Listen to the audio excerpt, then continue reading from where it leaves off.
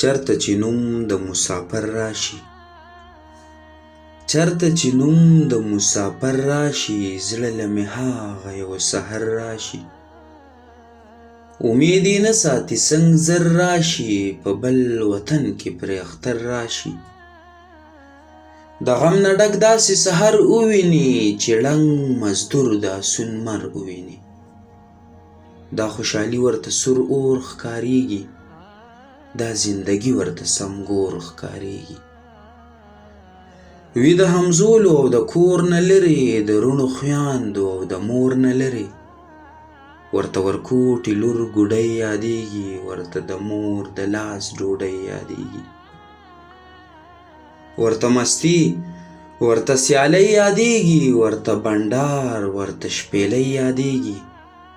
په خوله خندا مبارکي کوي، په زړه د غم ډکه سویلي کوي. ځان له یو ګوټ کې ناست وي فکر کوي، په جوب له شونډو دغه ذکر کوي. خیر دی د هجر نه مزې واخله، د غم نه دغه څو لمحې واخله. خو بیا هم وایي خیر دی تیره به شي، د غم لمحه ده خیر دی هیره به شي.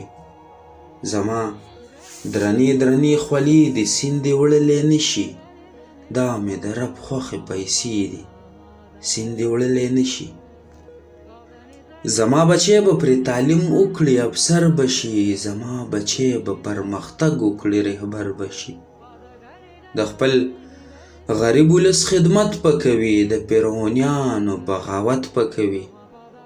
کلی ولس به ښاد آباد کړي لالې، زما نامه به زنده‌باد کړي لالې. په دغه فکر یې زړګی ټکور شي، په دغه ذکر یې زړګی ټکور شي. بیا اوښکې وچې کړي خوشحاله شي، لکه ماشوم غوندې لیواله شي. لاس کړي جوړه سترګې اسمان ته کړي، دعا د زړه نه ټول جهان ته کړي. د خپل وطن زلمو له توان غواړي، د لوی هجران ورله امان غواړي. د دې بلا ستړو قصو باوجود، د تندرونو شیبو باوجود، په دویمه ورځ باندې روان شکار له، دغه زړه ستړي بېدمه روزګار له. ټول مسافر د بل وطن یادوم، د استقلال یې دغه پن یادوم. زه همدان ستاسو فیصلو نه لوګي، ستاسو د جګو حوصلو نه لوګي، ستاسو د جګو حوصلو نه لوګي، ستاسو د جګو حوصلو نه لوګي.